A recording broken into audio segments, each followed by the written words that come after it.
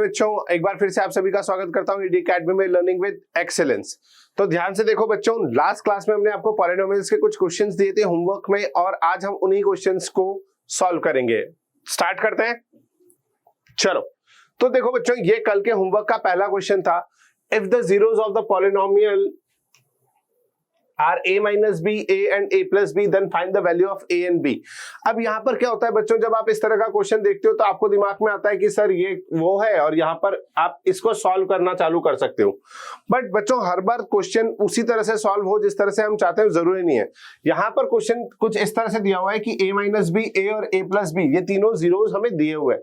तो हम क्यों ना, क्योंकि इस बार तो हमें जीरोस दे दिए, तो हम जीरोस का कोई दूसरा तरीका निकालते हैं। तो इस बार हम इसको डिवाइड करने की जगह इसके रिलेशन पे काम करना स्टार्ट करते हैं। तो याद करो, हमने एक रिलेशन पढ़ा था कि आपका ये पॉलिनोमियल डिग्री 3 का है और इसके 3 जीरोस होने, तो तीनों जीरोस उसने दिए a माइनस बी, a और a प्लस बी। मतलब ये हो गया आपका अल्फा, ये हो गया आपका बीटा और ये हो गया आपका गामा। तो ध्यान से देखो बच्चों, उसने आपको अल्फा भी दिया है, बीटा भी दिया है, गामा भी दिया है। और यदि हम याद करें तो क्यूबिक पॉलिनोमियल के जीरोस का और उसके कोफिशिएंट्स का एक रिलेशन होता है, तो हम वहां पर वही रिलेशन अप्लाई करना चालू करते हैं। तो सबसे पहला रिलेशन होता है कि alpha plus beta plus gamma is equals to minus B upon A. यही होता है बच्चों। तो अब यहां पर माइनस बी अपॉन ए को हम थोड़ा सा चेंज कर देते हैं ताकि आपको कंफ्यूजन ना हो। तो minus capital B upon capital A, ठीक है। अब यदि हम यहां पर रेक्टिफाई करें तो a की वैल्यू हमारे लिए क्या आ जाएगी 1, b की वैल्यू हमारे लिए क्या आ जाएगी -3, c की वैल्यू हमारे लिए 1 और d की वैल्यू भी हमारे लिए 1। तो इस तरह से हमने ABCD तो पहचान लिए। अब यदि हम वैल्यू डालते हैं तो अल्फा बीटा गामा की वैल्यू डालने पर a minus B plus a plus B, ये लेफ्ट हैंड साइड का पार्ट हो गया। और राइट हैंड साइड की पार्ट की हम बात करें तो माइनस b की वैल्यू -3 और a की वैल्यू 1। तो यदि हम यहाँ पे देखें तो माइनस बी से प्लस बी कैंसिल आउट हो जाएगा और इस हिसाब से देखा जाए तो हमारे 3a की वैल्यू 3 के बराबर आएगी, जिससे हमारी a की वैल्यू कितनी आ जाएगी 1। क्लियर। इतना सॉल्व होने के बाद देखो ध्यान से, हमें एक जीरोस तो डायरेक्टली ही मिल गया। क्या? a की वैल्यू 1, तो बीटा की वैल्यू तो 1 होगी, तो एक जीरोस तो हमें मिल गया। अब बाकी दो जीरोस की यदि हम बात करें तो ध्यान से देखो, अल्फा की वैल्यू थी a माइनस बी। इसका मतलब यदि हम वैल्यू डालें तो 1 माइनस बी हमारा अल्फा बन चुका है। बीटा की वैल्यू थी a, तो उसकी वैल्यू आ गई है 1। और इसी के बाद गामा की यदि हम बात करें तो a प्लस बी आ जाता है, जिसका मतलब होता है 1 प्लस बी। अब बच्चों यहां पर हमने a तो निकाल लिया, अब हमें b निकालने की बारी आती है। तो b निकालने के लिए हम क्या करते हैं, याद करो, हमारे पास दो रिलेशन और बचे हुए। एक होता है alpha beta plus beta gamma plus gamma alpha. या तो हम इस रिलेशन का यूज करें और या फिर हम यूज कर सकते हैं अल्फा बीटा और गामा, इन तीनों का एक साथ रिलेशन। अब आपको दोनों रिलेशन में से जो भी याद है आप उसके हिसाब से यहां लगा सकते हैं। एक बात याद रखना बच्चों, जब भी आप करने जाओगे तो यहां पर आपका क्वाड्रेटिक बनेगी और यहां पर भी क्वाड्रेटिक बनेगी इस प्रेजेंट सिचुएशन में। तो कई बार क्यूबिक का भी केस फंस जाता है, तो नॉर्मली इस वाले केस को अवॉइड कर देना चाहिए। यहां पर जब भी आप करोगे तो देखो, आप दो दो फैक्टर्स को मल्टीप्लाई कर रहे हो, इसका मतलब जो भी इक्वेशन बनेगी वो क्वाड्रेटिक में बनेगी और कहीं ना कहीं हमें क्वाड्रेटिक इक्वेशन सॉल्व करना इजीली आता है। तो हम ये ध्यान रखेंगे कि हम नॉर्मली इस वाले रिलेशन के साथ आगे बढ़े, ठीक है। चलो, तो अब हम क्या करते हैं, हम इस रिलेशन का यूज करते हैं कि alpha beta plus beta gamma plus gamma alpha, इसकी वैल्यू कितनी हो जाती है c अपॉन a। क्लियर। तो यदि हम प्रीवियस उससे देखें तो यहां पर हमारी अल्फा की वैल्यू आपको पता है a माइनस बी है, अल्फा बीटा की वैल्यू a और गामा की वैल्यू a प्लस बी, और हमारे c की वैल्यू 1 है और a की वैल्यू भी 1 है। तो यदि हम यहाँ पर वैल्यूज पुट करें तो इसकी प्रेजेंट सिचुएशन में जो वैल्यू आएगी वो 1 minus B into 1 plus 1 into 1 plus B, और गामा की वैल्यू हमारी 1 प्लस बी और अल्फा की वैल्यू 1 माइनस बी हो जाएगी। और c अपॉन a की वैल्यू हम रखना चाहें तो 1 अपॉन 1 आ जाएगी। क्लियर।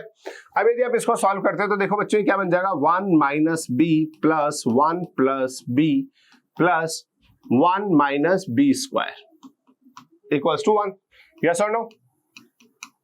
यहां पर आप देखोगे कि प्लस बी से माइनस बी कैंसिल आउट हो गया, तो हमारे पास जो प्रेजेंट सिचुएशन बची है उसमें 1 1 1 3 बार बचा है, तो 3 minus B square is equals to 1। यदि आप इसको सिंप्लीफाई करोगे तो ये 1 इधर आ जाएगा और बी स्क्वायर उधर, तो 4 is equals to B square, जिसका मतलब बी की वैल्यू हो जाती है √4। और यदि आप एक और स्टेप देखोगे तो ये वैल्यू हो जाएगी +-2। तो यहां से हमारी ए और बी की वैल्यू निकल के आ जाती है।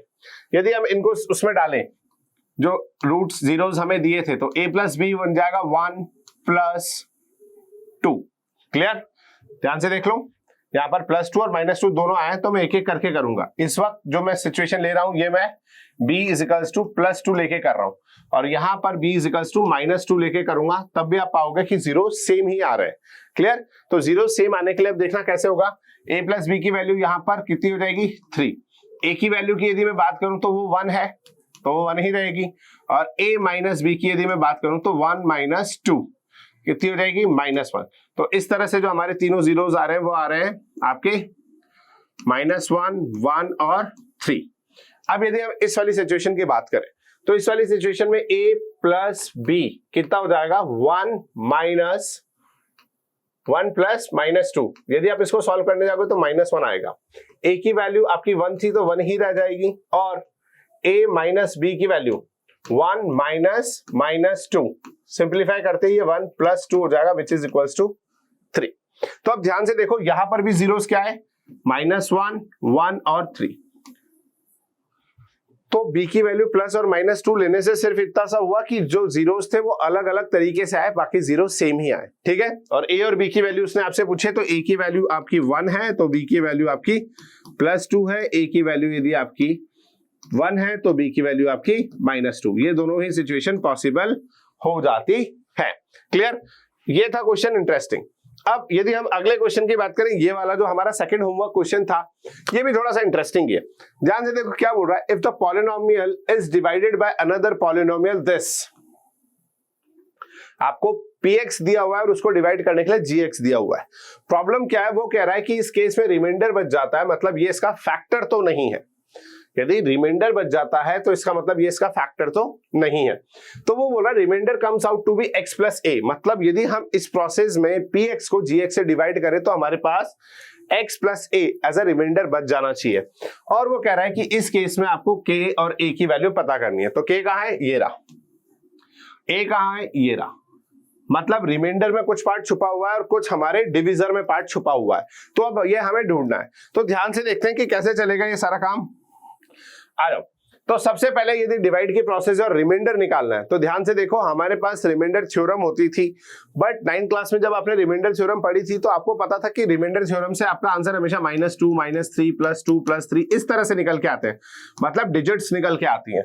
यहां पर हमारे पास डिजिट नहीं है, यहां पर हमारे पास x बचा हुआ है, तो ये रिमाइंडर थ्योरम में तो हम अप्लाई नहीं कर सकते, तो हमें कुछ और देखना पड़ेगा। तो अब हम क्या करते हैं, सिंपल डिवाइड की प्रोसेस वो बोल रहा है तो हम डिवाइड की ही प्रोसेस अप्लाई करते हैं। चलो, तो यहां पर हमारा px जो है वो है हमारा x की पावर 4 -6x³ +16x² -25x +10, और gx हमारा डिविजर जो है वो इस वक्त है हमारा x² -2x + k। यदि हम rx की बात करें हमारे रिमाइंडर की, तो that is equals to x + a। Clear? यहां पर ये तीन सिचुएशन हमें दे दी गई है। इस बिहाफ पर हमें इस k की वैल्यू और a की वैल्यू निकालनी है। तो अब इसको निकालने के लिए हमें क्या करना चाहिए बच्चों, हमें सबसे पहले px को ऐसे लिख सकते हैं ना, px is equals to gx into q, ये भी x के फॉर्म में आ सकता है, तो qx + rx। ये हमें दिया हुआ है, ये हमें दिया हुआ है और ये हमें दिया हुआ है, तो बेसिकली हमें qx निकालना पड़ेगा। तो ये qx निकालने के लिए हमें डिवाइड ही करना होगा। तो चलो इसकी डिवाइड की स्टेप चालू करते हैं। अब यदि हम यहां डिवाइड करना स्टार्ट करते हैं तो देखो कैसे होगा। ठीक है, यहां पर x की पावर 4 -6x³ +16x² -25x +10, ये तो हमारा बचा हुआ है। और यहां पर हमारा जो डिविजर आ रहा है वो आ रहा है x² -2x + k। यदि बच्चों आपने कल की वीडियो देखी है, नहीं देखी है तो डिस्क्रिप्शन में लिंक है, प्लीज चले जाइए। और देखिए तो आपको डिवाइड की प्रोसेस याद होगी। मैंने क्या बोला था आपको, हमेशा स्टेप 1 जो अक्सर बात छुपा होता है, हमें सबसे पहले ऑर्डर मैच करना होता है, तो ऑर्डर यहाँ मेंटेन है। इसके बाद वही x4 को x की स्क्वायर से डिवाइड करना है। जब आप करोगे तो यहाँ पर आ जाएगा x स्क्वायर। एक्स स्क्वायर को जब आप पूरे डिविजर से मल्टीप्लाई करोगे तो क्या बनेगा, x की power 4 minus 2x cube plus kx square. थोड़ा सा ध्यान देना बच्चों, यहां पर kx स्क्वायर क्यों बचा, क्योंकि x स्क्वायर को जब आप k से मल्टीप्लाई करोगे तो this will become kx square. वही साइन चेंज की प्रोसेस, माइनस प्लस माइनस ये कैंसिल आउट, यहां सिंप्लीफाई होगा तो माइनस 4x क्यूब आ जाएगा, और जब आप इसको सिंप्लीफाई करने जाओगे तो ये प्लस लगा के 16 माइनस k x स्क्वायर बन जाएगा। ये स्टेप बहुत इंपॉर्टेंट है बच्चों, तो ध्यान से देखो क्या करा हमने, यहां पर 16x स्क्वायर में से kx स्क्वायर को घटाया, तो कॉमन ले लिया आपने x स्क्वायर, और 16 और माइनस k में से आपने प्लस को आगे ही रखा, तो इस हिसाब से क्या हो जाएगा 16 माइनस k। क्लियर। अब यदि हम अगली स्टेप पे डिवाइड करने जाते हैं तो यहां पर ये है, पहले हमें एक नई टर्म नीचे उतारनी होगी, तो यदि हम ध्यान से देखें तो माइनस 25x नीचे आ जाएगा। इसके स्टेप के लिए हमें अब डिवाइड करने जाएंगे तो क्या आएगा, माइनस 4x। क्या आएगा, माइनस 4x। क्यों आएगा ये आपको पता लग ही गया होगा जब मैंने आपको डिवाइड करना सिखाया था तब। ठीक है, तो यहां पर अब आप मल्टीप्लाई कर दीजिए, minus 4x square minus minus plus, तो प्लस 8x स्क्वायर। क्लियर। और माइनस 4kx, माइनस 4kx ये आपके पास बच जाएगा। अब आपको क्या करना होता है, साइन चेंज, तो साइन चेंज के स्टेप आप करने जाएंगे तो यहां पर प्लस हो जाएगा, यहां माइनस और यहां प्लस हो जाएगा। क्लियर। अब आप इसको सिंप्लीफाई कीजिए तो ये पार्ट तो कैंसिल आउट हो जाएगा, यहां क्या बचेगा 16 माइनस k माइनस 8, तो यदि आप इसको सिंप्लीफाई कर लेते हैं तो ये हो जाएगा 8 minus kx square plus common, जैसा मैं हमेशा बोलता हूं तो प्लस कॉमन लेने पर 25 नेगेटिव हो जाएगा, तो मैं 4k को आगे कर देता हूं, तो 4k माइनस 25x, और साथ ही साथ नेक्स्ट टर्म जो मुझे उतारनी है प्लस 10। इतना मैंने यहां पर कैरी कर लिया। अब देखो बच्चों ध्यान से, इसी पार्ट को मैं आगे लेके जा रहा हूं ताकि मैं अगले इसको आराम से कर सकूं। तो क्या होगा, डिवाइड की एक स्टेप जो मेरी बच रही है उसको मैं इस तरह से लिख देता हूं, 8 minus k x square plus 4k minus 25x plus 10। ये मेरी लास्ट स्टेप है डिविजर की, डिविडेंड की, और यहां पर जो मेरा डिविजर है वो है x square minus 2x plus k। यदि यहां से मुझे क्वेश्चन निकालना है, जो ऑलरेडी मेरा कितना तो आ चुका है, x square minus 4x, x square minus 4x। अगले स्टेप का डिविडेंड क्वोशिएंट को निकालने के लिए मुझे वही करना होगा, तो यहां पर मेरा जो क्वोशिएंट है वो कितना आ जाएगा 8 माइनस k। ये सबसे इंपॉर्टेंट स्टेप होती है बच्चों। 8 माइनस k से जब आप इस टर्म को मल्टीप्लाई करने जाओगे तो आप बहुत कंफ्यूज होगे। तो यदि किसी बच्चे को कंफ्यूजन हो रही है तो प्लीज इसको उठाइए और साइड में कर लीजिए बड़े आराम से। यदि आपको ऐसे नहीं समझ में आ रहा है तो आप इसको आराम से x square minus 2x plus k के नीचे 8 माइनस k को लिखिए, और जैसे हम सिंपल मल्टीप्लाई करते हैं वैसे मल्टीप्लाई करके फैला हुआ रायता बनाइए और फिर इसको धीरे धीरे समेट लीजिए। ये काम आप कर सकते हैं यदि आपको प्रॉब्लम आती है तो। गलत होने से ज्यादा अच्छा है कि हम थोड़ा टाइम एक्स्ट्रा लगाएं। यदि हम इतना सवाल कर चुके हैं तो फिर मुझे लगता है गलत होने के चांसेस कम होने चाहिए, इसलिए हम क्या करते हैं थोड़ा सा टाइम और लगा लेते हैं। क्लियर। तो ये काम आप कर सकते हैं, साइड में जाइए, इसको आराम से मल्टीप्लाई कीजिए और इसको सॉल्व कर लीजिए। जिन बच्चों को दिक्कत नहीं आती है उनके लिए मैं बताता हूं कैसे करना है। तो 8 माइनस k को जब एक्स स्क्वायर से करोगे तो देखो हमेशा डिवाइड की पहली टर्म वही आती है जो ऊपर लिखी होती है, ताकि साइन चेंज करे और वो बदल जाए। तो ध्यान रखना, इस तरह से आपने पहले वाले को तो एज इट इज लिख देना है। अब 8 माइनस k को जब 2 माइनस 2x से करोगे तो सबसे पहले साइन को क्या करो, तो प्लस साइन जब माइनस से मल्टीप्लाई होगा तो साइन क्या आ जाएगा माइनस। क्लियर। अब 2 नंबर को 8 माइनस k से मल्टीप्लाई करना है। यदि आपको आता है तो बहुत अच्छा, और नहीं आता है तो आप उसको छोड़ दीजिए। आप इसको कैसे लिख सकते हैं, 2 8 माइनस k और x एज इट इज चिपक जाएगा। क्लियर हुई बात। यदि किसी बच्चे को यहां पर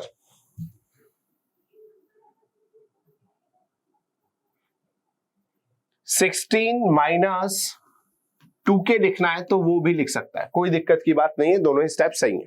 क्लियर? आपको जैसे अच्छा लगता है वो कीजिए, ज्यादा आसान है आप ये कीजिए, इससे आपको लास्ट स्टेप थोड़ा आसान हो जाएगा। और 8 माइनस के को जब आप k से मल्टीप्लाई करोगे तो यहां पर भी क्या आ जाएगा, 8k माइनस k स्क्वायर। जिसको मल्टीप्लाई करने की इच्छा ना वो ना करे। अब यहां पर साइन चेंज हो जाएंगे तो माइनस प्लस और माइनस, ये टर्म कैंसिल हो ही जाती है हर बार जैसे डिवाइड हम करते हैं।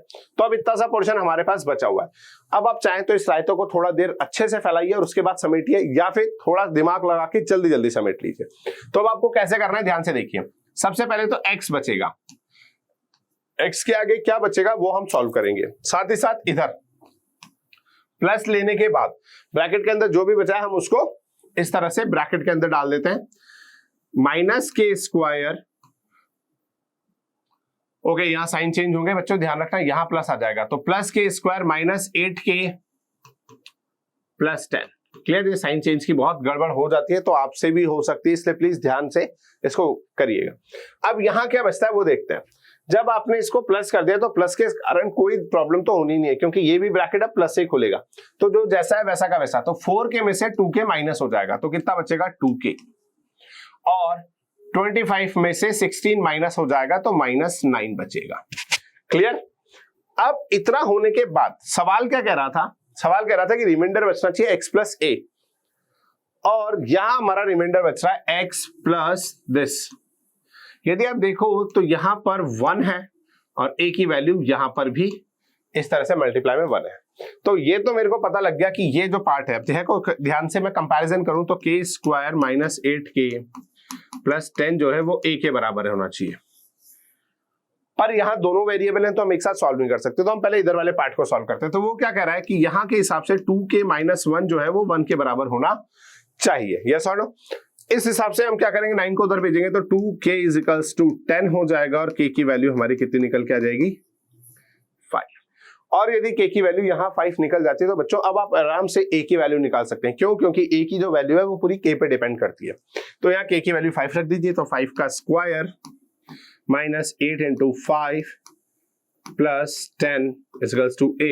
सिंप्लीफाई करने आप जब जाएंगे, ठीक है, देखो बच्चों ये चीज मैं बार बार लगाता हूँ, भूल भी जाता हूँ तो याद करके आता हूँ। ये बात ध्यान रखना, ये इंप्लाइज के साइन होते हैं जो आपको मैथ्स में सिखाता है कि एक स्टेप के बाद आपने दूसरे स्टेप पे जाना है। क्लियर? तो यहां पर अभी आप सिंप्लीफाई कीजिए इसको, तो 25 minus 40 plus 10 is equals to a। 10 और 25 प्लस के हैं तो ऐड कर दीजिए 35 minus 40 which is equals to a। तो a की वैल्यू आ जाएगी आपके पास -5। तो k और a दोनों की वैल्यू जो है आपके पास, k की वैल्यू और a की वैल्यू दोनों की वैल्यू आपके पास 5 ही आ रही है। बस इतना सा अंतर है कि k की वैल्यू जो है आपकी +5 है और a की वैल्यू -5, तो इसके आगे प्लस और इसके आगे -5। सवाल समझ में आया बच्चों? किस तरह से होना है, देखो हर सवाल में डिवाइड करना जरूरी नहीं है। ये देखो ये वाला सवाल, इस सवाल में भी डिवाइड कर सकते थे पर नहीं करने की जरूरत थी तो हमने डिवाइड नहीं करा। यहां पर हमें डिवाइड करने की जरूरत थी तो हमने डिवाइड करा। तो ये ध्यान रखना बच्चों कि पॉलिनोमियल के किस स्टेप पे आपको डिवाइड करना, किस स्टेप पे डिवाइड नहीं करना, ये आपके ऊपर होता है। आप सवाल को बहुत तरीके से पढ़ेंगे तो आपको समझ में आएगा कि कहां डिवाइड करना है और कहां डिवाइड नहीं करना है। क्लियर? अब यदि हम देखें तो ये एक और क्वेश्चन आ गया। अब ये जनरल मैथ्स का क्वेश्चन है बच्चों, डिवाइड करना हम आपको सिखा चुके हैं। तो यहां पर जो क्वेश्चन है ये एनसीईआरटी बेस्ड क्वेश्चन है और ये क्वेश्चन हम आपको होमवर्क के लिए दे रहे हैं। ठीक है? अब इस क्वेश्चन में क्या दिया हुआ है ध्यान से देखो, ऑन डिवाइडिंग दिस, इसका मतलब ये आपका px हो गया है बाय पॉलिनोमियल gx। gx बोला तो है बट gx के बारे में कोई और इंफॉर्मेशन नहीं दी है, तो एक्चुअली gx आपका डिविजर है जो कि इस वक्त गायब है। Now the question and the remainders are this is your qx। याद है मैंने वहां qx लिखा था, क्यों? क्योंकि कई बार आपका क्वेश्चन भी x के टर्म्स में हो सकता है। तो qx हो गया और this is your rx, remainder in terms of x। तो यहां पर आपको यदि बेसिक बात करें तो px is equals to gx into qx plus rx। ये जो आपकी बेसिक डिवीजन प्रोसेस होती है उसकी टर्म के हिसाब से आपके पास क्या क्या है, px है, qx है, RX है और आपको GX निकालना है। बच्चों इस सवाल को मैं कुछ ऐसे समझाता हूं आपको कि 5 को किस टर्म से डिवाइड करूं कि मेरा क्वोशिएंट 2 आ जाए और रिमाइंडर मेरा 1 आ जाए।